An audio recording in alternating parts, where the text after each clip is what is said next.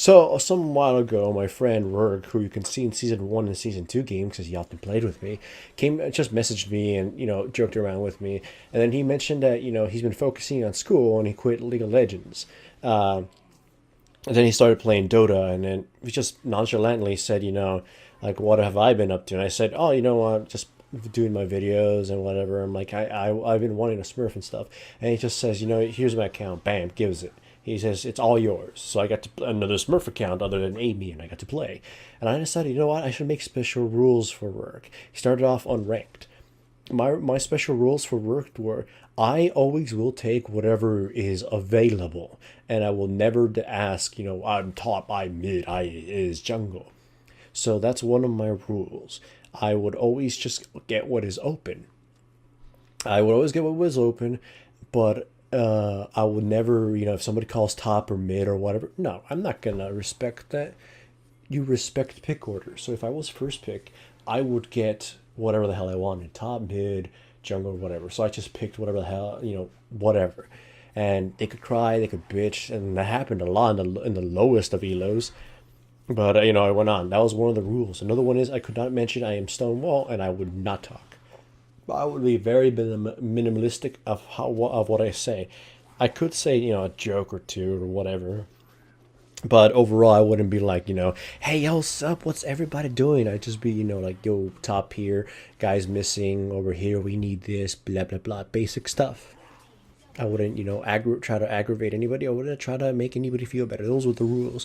I wanted to sort of simulate what it would be to be a nobody just playing whatever I could for the limited pool of champions this account had and trying to get to platinum. That was my entire goal.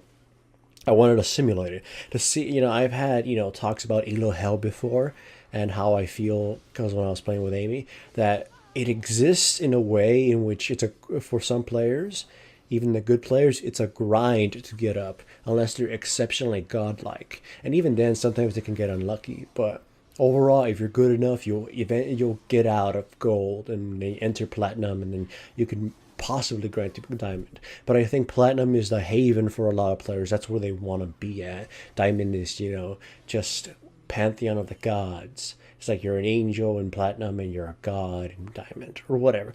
And then in challenger you are a god. Like you are the head honcho. You're Zeus. You're spaghetti.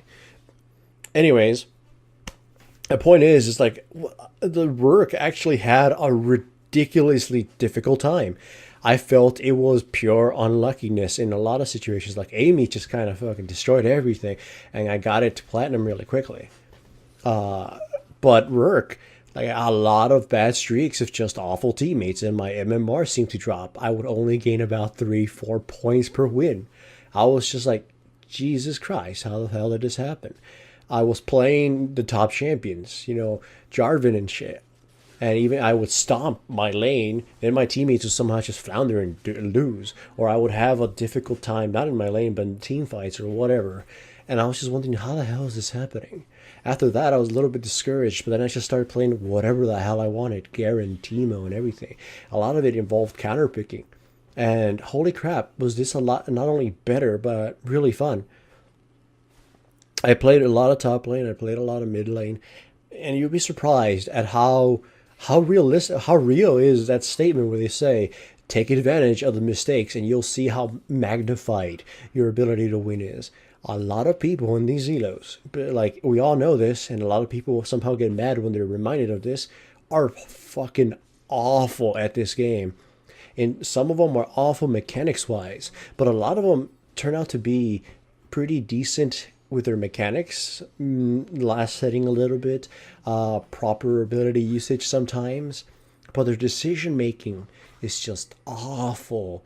Like some players are just so they're how you say they're stupidly aggressive. They try to be all in your face and brave, and then they fucking die.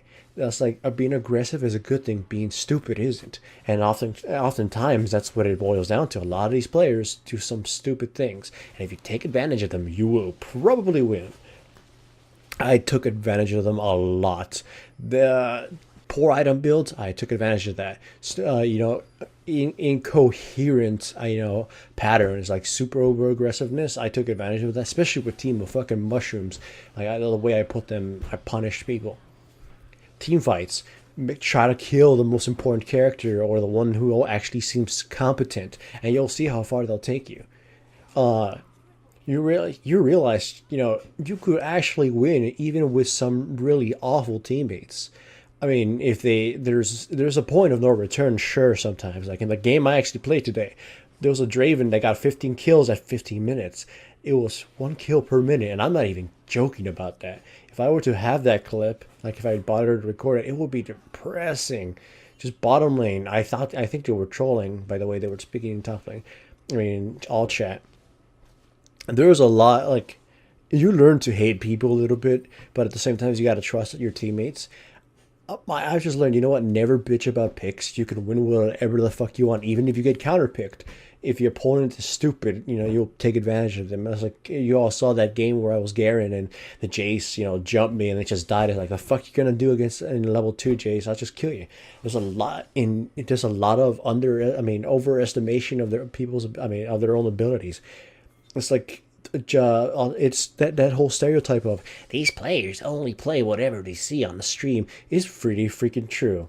They play whatever they see on stream. They get punished because they don't actually understand why they're supposed to do certain things, and they completely are oblivious.